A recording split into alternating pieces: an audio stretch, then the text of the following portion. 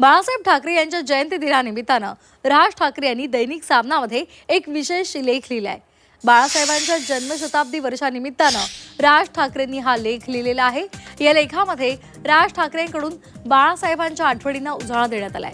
पक्ष सोडणं यापेक्षा माझं घरातून बाहेर पडणं, त्यांचं दुःख हे खूप जास्त होतं, असं राज ठाकरे यांनी या लेखात नमूद केलंय। यासह बाळासाहेबांच्या विविध आठवणींना राज ठाकरेंनी लेखातून उजाळा दिलाय।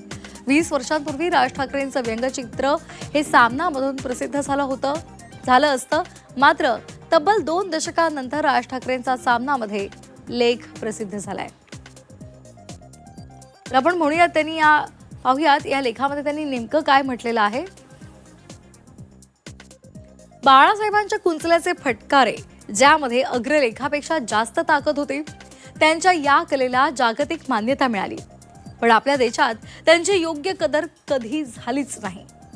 खरं तर बाळासाहेब ठाकरे हा विद्यापीठांमधून शिकवण्याचा विषय आहे, पण आपल्याकडे तशी मानसिकताच धोरणकर्त्यांमध्ये नाहीये। मी जेव्हा वेगळी राजकीय चूल मांडली तेव्हा मला सर्वात जास्त त्रास एकाच गोष्टीचा होत होता की माझ्या माणसांना आता पूर्वीसारखं मला भेटता येणार नाही। वडिलांचं छत्र हरपलं होतं आणि आता मी माझ्या काकापासून पण दूर गेलोय, हाच विचार मनाला खात होता।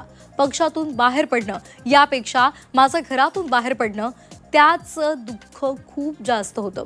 बाळासाहेबांचा हाच कणखरबाणा लहानपणापासून मी बघितला नसता तर स्वतंत्र राजकीय पक्ष काढायची हिंमतच मी केली नसती।